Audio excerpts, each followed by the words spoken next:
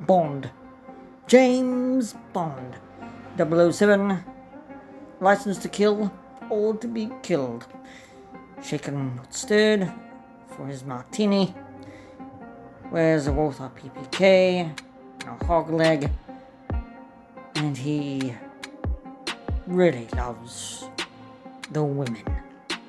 Takes down bad guys. And Friday's bad guy is Goldfinger. Eric Goldfinger in the movie Goldfinger. So, welcome to the P.G.M show, where I take a look and talk about and review the movie, yes, you guessed it, Goldfinger. Ian Fleming's 007, James Bond.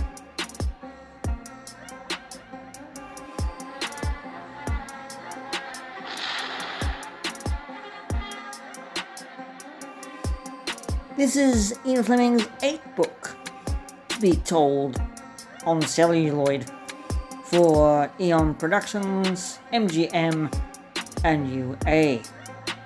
This Sean Connery's third outing as James Bond, it appears that he's up against another bad criminal out to rule the world.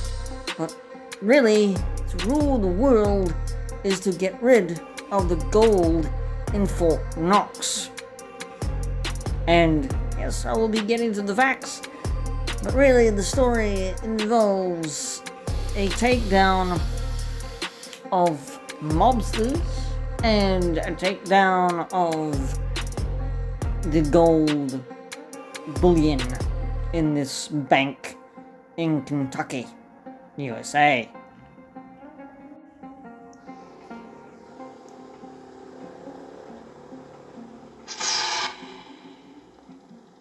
Good evening, 007.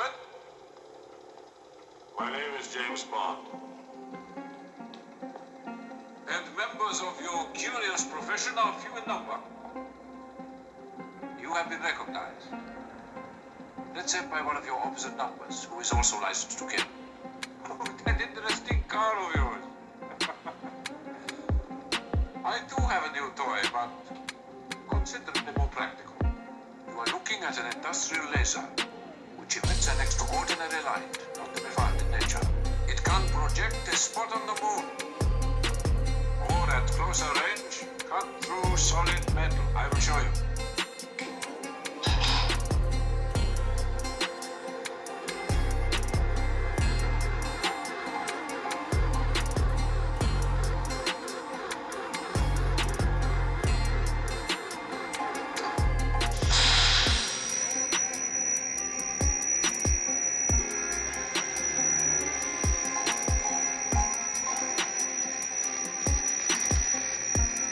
This is gold, Mr. Bond. All my life I've been in love with its color, its brilliance, its divine heaviness. I welcome any enterprise that will increase my stock, which is considerable. I think you've made your point, Goldfinger. Thank you for the demonstration. Choose your next witticism carefully, Mr. Bond. It may be your last.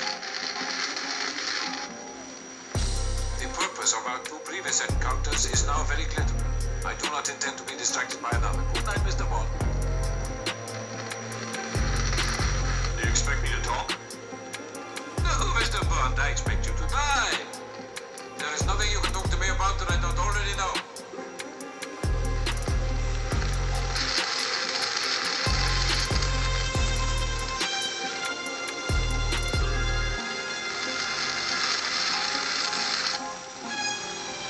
Now you're forgetting one thing. If I fail to report, 008 replaces me. I trust he will be more successful.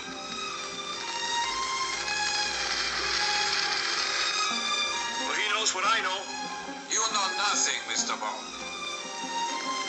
Operation Grand Slam, for instance.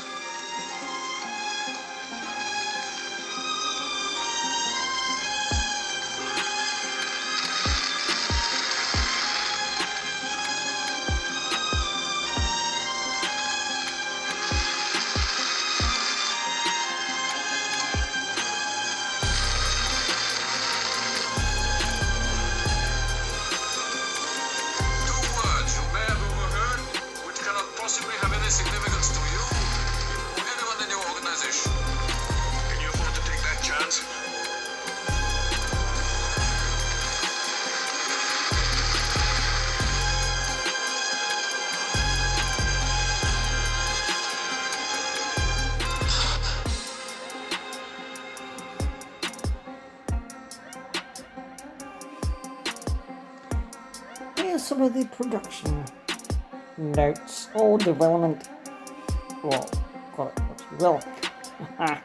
While From Russia with Love was in production, Richard Maybaum began working on script on Her Majesty's Secret Service as the intended next film in this series. But with the release date set for September 1964, there was not enough time to prepare for location shooting in Switzerland, and that application was put on hold. With the court case between Kevin McClory and Fleming surrounding Thunderball still in the High Court, producers Albert R. Broccoli and Harry Saltzman turned to Goldfinger as the third Bond film. Goldfinger had what was then considered a large budget of $3 million, US today $26 million in 2021 dollars, the equivalent of the budgets of Dr. No and From Russia with Love combined, and was the first Bond film classified as a box office blockbuster. Goldfinger was chosen for, the North American cinema market in mind, as the previous films had concentrated on the Caribbean and Europe. Terence Young, who directed the previous two Bond films, chose to film the amorous adventures of Mal Flanders. Instead, after a paid dispute that saw him denied a percentage of the film's profit, Broccoli and Saltzman turned instead to Guy Hamilton to direct. Hamilton, who had turned down directing before Dr. No, felt that he had to make Bond less of a Superman by making the villains seem more powerful. Hamilton knew Fleming, as both were involved during intelligence matters in the Royal Navy during World War II. Goldfinger saw the return of two crew members who were not involved with From Russia with Love, Bob Simmons, and stunt coordinator and production designer Ken Adam. Both played crucial roles in development of Goldfinger, with Simmons choreographing the fight sequence between Bond and Oddjob in the Vault of Fort Knox, which was not just seen as one of the best Bond fights, but also must stand as one of the great cinematic combats, whilst Adams' efforts on Goldfinger were Lux Orientali Barak. Probably balls that one up, absolutely, and have resulted in the film's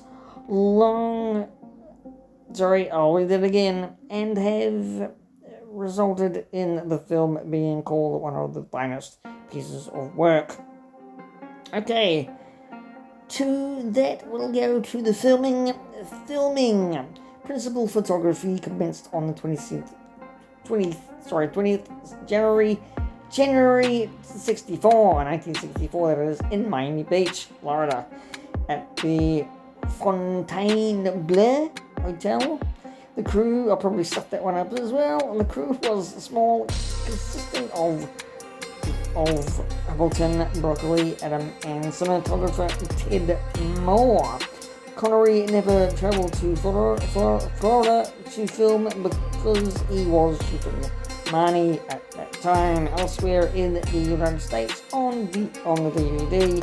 Audio commentary director Hamilton states that other than Linda, who played Felix Leiter, none of the main actors in the Miami sequence were actually there. Connery, Frobe, Eaton, Nolan, who played Dink, and Willis, who played Goldfinger's car victim, all filmed their parts on a soundstage at Pinewood Studios. When filming moved, Miami also served as location the scene involving a latest pursuit of Oddjob. After the days in the US, production returned to England. Primary location was Pilot Studios, home to, among other sets, a recreation of the Fontainebleau, the South American city of the pre-title sequence, and both Goldfinger's estate and factory. 3 places near the studio were used: Black Park for the car chase involving Bond's Aston Martin and Goldfinger's henchman inside the factory complex; RAF Norholly for the American airports; and Stoke Park Club for the golf club scene. Ian Fleming visited the set of Goldfinger in April 1964. He died a few months later in August 1964, shortly before the film's release. Second unit filmed in Kentucky, and these shots were edited into scenes filmed at Pinewood. Well, that's a bit of a shame, having one of his movies that he was so enamored from going on set with Dr. No and with going on to Russia with Love, and then dying a few months later. Yes, very, very sad indeed. So, with the other fact that I just read, just forgive them for putting the fact on, the fact that Ian Fleming died. Anyway, if that makes any sense. I could go on with the production side of things, as to South Airport was used for the scene where Goldfinger flies to Switzerland. Principal photography then moved to Switzerland, with the car chase being filmed at small curved roads near Rialp, the exterior of the Pilatus aircraft factory in stands serving as Goldfinger's factory, and Tilly Matheson's attempt to snipe Goldfinger being shot in the Furka Pass. But I will now continue and read a little bit of the effects, especially, and what I'm talking about, the DB5 effects. Before Goldfinger, gadgets were not really a part of Bond's world. Hamilton remarked, production designer Ken Adam chose the DB5 because it was the latest version of the Aston Martin. In the novel, Bond drove a DB Mark III, which he considered England's most sophisticated car. The company was initially reluctant, but was finally convinced to make a product placement deal. In the script, the car was armed only with a smoke screen, but every crew member began suggesting gadgets to install in it. Hamilton's conceived the revolving license plate because he had been getting many parking tickets, while his stepson suggested the ejector seat, which he saw on television. A gadget near the lights that would drop sharp nails was replaced with an old dispenser because the producers thought the original could be easily copied. US Adam and engineer John Steers overhauled the prototype of the Aston Martin DB5 Coupe, installed these and other features into a car over 6 weeks. The scene where the DB5 crashes was filmed twice, with the second take being used in the film. The first take, in which the car drives through the fake wall, can be seen in the trailer. 2 of the gadgets were not installed in the car: the wheel-destroying spikes, inspired by Ben-Hur's synth chariot, sized chariot, I think it is, were entirely made in studio, and the ejector seat used a seat thrown by compressed air with a dummy sitting atop it. Another car without the gadgets was created, which was eventually furnished for publicity purposes. It was reused for Thunderball. Lasers did not exist in 1959 when the book was written, nor did high-powered industrial lasers at the time. The film was making them a novelty in the novel. Goldfinger uses a circular saw to try to kill Bond, but the filmmakers changed it to a laser to make the film feel fresher. Hamilton immediately thought of giving the laser a place in the film's story as Goldfinger's weapon of choice. Ken Adam was advised on the lasers designed by two Harvard scientists who helped design the water reactor. In Dr. No, the laser beam itself was an optical effect added in post-production for close-ups where the flame cuts through metal. Technicians Burt Luxford heated the metal with a blowtorch from underneath the table to which Bond was strapped. The model jet used for wide shots of Goldfinger's Lockheed Jetstar was painted differently on the right side to be used as the presidential plane that crashes at the film's end. Several cars were provided by the Ford Motor Company, including a Mustang that Chili Masterson drives, a Ford Country Squire station wagon used to transport Bond from the airport to Stud Ranch, a Ford Thunderbird driven by Felix Leiter, and a Lincoln Continental in which Oddjob kills Solo. The Continental had its engine removed before being placed in a car crusher, and the destroyer car had to be partially cut so that the bed of the Ford Falcon Ranchero in which it was deposited could support the weight. Alright, it's probably enough of the facts, and the gadget facts, and the effects facts, and the location facts. That's really all I'm going to read. But I will say this, I love this movie of Goldfinger. It is brilliant. In the Eon Productions, in the MGM, Metro, and Golden Mile, and then UA, that was tacked on, I think, early on because MGM was having trouble with financial difficulties. Anyway, that's another story.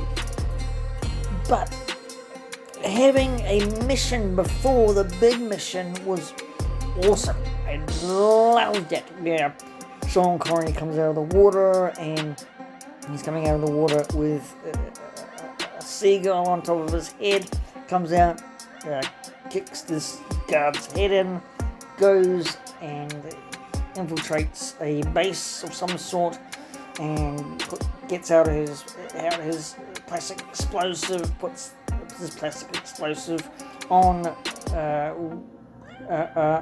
a timer thing, and then he gets out and sticks it on the timer thing onto the plastic explosive, gets out of where he is, and changes his clothes into a white tuxedo and puts a little flower into his lapel, and then looks at his watch, and then it explodes, the whole base explodes, and he is he's talking to another agent, and the agent says that you've got to get out of here. It won't be too long before they hunt you down and probably kill you.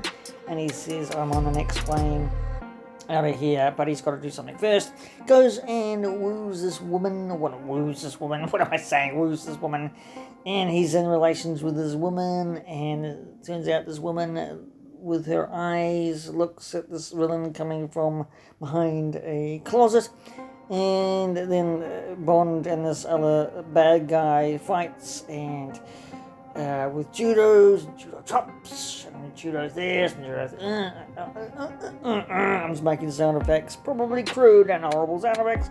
And then Bond flings the villain, or the bad guy, into the bath full of water, and the villain tries to get the Walter PPK out of Bond's whole leg, which is dangling over the bath. Bond is basically in trouble. If the bad guy has any sense, he grabs the gun and shoots him, but Bond then sees the electric heater near him, flings the electric heater into the bath, and the bad guy, the villain, is electrified, and he goes shocking, looks at the woman who's been knocked out, and he goes simply shocking again, and then walks out. And then it is just brilliant. I love it to bits.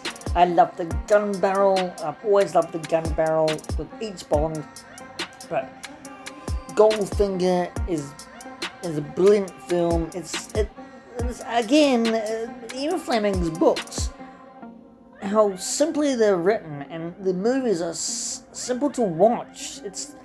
Anyway, that's my opinion. Anyway, with this book, Goldfinger,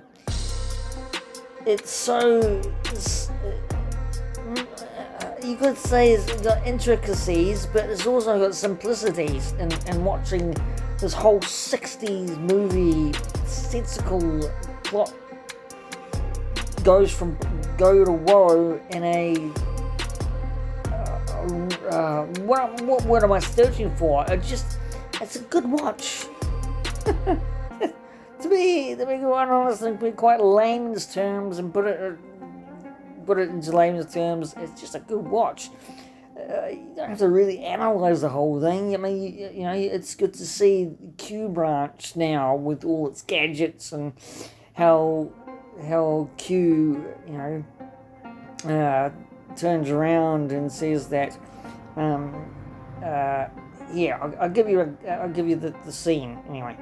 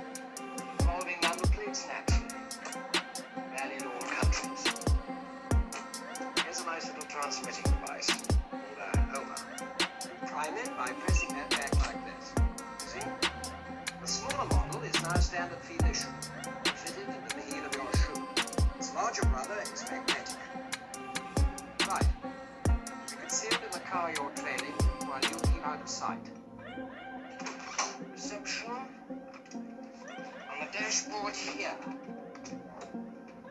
Audio visual range 150 miles. Genius. Useful too. Allow that to stop off for a quick one on look. It has not been affected after years of patient research and time in purpose 007. And incidentally, we'd appreciate its return, along with all your other equipment. For once, when you return from the field. Well, you'd be surprised at what the wear and tear they cause on the field. Anything else? Well, I won't keep it for an hour or so if you give me your undivided attention. We've installed some rather interesting modifications.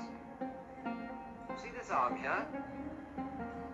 Now open the top and inside your defense mechanism controls. Smoke screen, oil slick, rear bulletproof screen, and left and right front wing machine guns. Now this one I'm particularly keen on. You see the gear lever here? Now if you take the top off, you'll find a little red button. Whatever you do, don't touch it. No, why not? Because you'll release this section of the roof and engage and fire the passenger ejector seat. Whoosh. Ejector seat, you're joking. I never joke about my work, 007. So with the cues of fathomable seriousness, as James Bond or Bond has really no need for an hour spent in Q branch. He just wants to get on with it, and Bond knows all. He can know about these things. He just wants to do it in the field. Anyway, again, yes, the gadgets don't make it back to Q, of course, with the homing device, or even the car. You know, this is what's so brilliant about it, because he uses the equipment so well. With being Tilly Masterson's car, he wrecks the whole side of the Mustang with a two-pronged drill that just cuts the car clean, into two parts. He uses machine guns to great effect, but not to great effect, because he shoots at a mirror that he is believing is a car coming at him, but it's the DB5. And then he uses the oil slick and the flaming smoke coming out of it as a shield. Gets rid of two bad guys' car. So it's actually brilliant. And also, my favourite, the injector seat. He uses that on a guard who hops into the DB5 as they go into Goldfinger's base of operations. And he presses the gear stick and shoots them out of the car. Brilliantly funny and really effective. But what I'm saying here, this is a triumph, really, in filmmaking. It's one of the best Bond films because it introduces technology to Bond. It introduces the people from in that time that what can be done for effects in a car, and coming up with something crazy to put in a car. And it's spy being Secret Service is not really. I've always come to think the Secret Service should change their name with the Bond franchise alone, because he's not really secret about it, is he? He goes full tether with being a spy. Oh, look at me, I'm Bond. I'm James Bond. Loudly and proudly. No, don't get me wrong, it's brilliant, but that's you would think that the Bond Secret Service is a secretive, secret. Keeps your name secret, it keeps your number secret, keeps your identity secret, but it's not like that. It's not like that at all. It's just hell for leather, balls to the bloody wall, loudness. Here I am, Bond, James Bond. But that's the beauty of it, really. The beauty of the Bond franchise is like that. This has spawned so many spy movies being funny or serious. And let me tell you, this is a serious movie, but with a lot of banter and a lot of quips, I should say. Or quips, one-liners. Just brilliantly. It brings comedy and drama and action together. And it spawns with Oddjob's weapon of choice with a hat that he could cut off somebody's head with, and he does that with Tilly Masterson. There's a brilliant scene with introduction of Goldfinger where her sister, being covered in gold paint. Brilliant scene. One of the most iconic scenes in film history ever is with the woman in the bed, covered in gold paint. Brilliant. I mean, one springs to mind with Oddjob as the bad henchman throws his hat, but there's one movie one henchman throws a shoe, and that's Austin Powers, and he got that off Goldfinger and Oddjob, which is hilariously funny. Yes, I said I wasn't going to read any more, but I'm going to read you some more stuff because I've just come across this little nugget that you might be interested in. Goldfinger has been described as perhaps the most highly and consistently praised Bond picture of them all. And after Goldfinger, Bond became a true phenomenon. In the wrap-up, Goldfinger is a 1964 spy film and the third installment in James Bond series production. It's by Eon Productions, starring Sean Connery as 007 James Bond.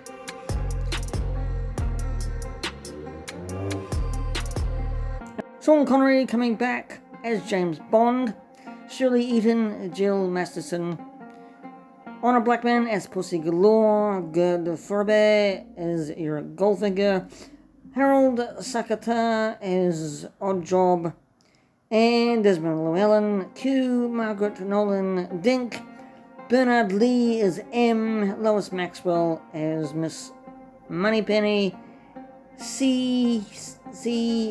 Linder as Felix Leiter, or C.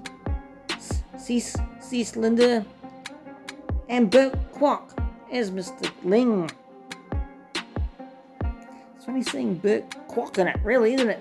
Everybody knows him as Kato in Pink Panther. Here's a little bit of movie cinematic history for you too. For the main plot of the film, MI6 agent James Bond investigates a gold smuggling ring run by businessman Goldfinger. As he delves deeper into his activities, he uncovers a sinister plan to attack Fort Knox's gold reserve. Directed by Guy Hamilton, music composed by John Barry, and for the box office and the box office take, we have a $12.5 million USD budget, $3 million, and not forgetting a wonderful song and the legendary singer Shirley Bassey with Goldfinger, the title song for the movie, that she came back and did another 2 for this big franchise. Anyway, from me, Peter Gordon McKinnon, here on the P.G.M. show, I bid you adieu. Take care of yourselves. Stay safe out there. Until next time, I'll see you later, and God bless you all out there.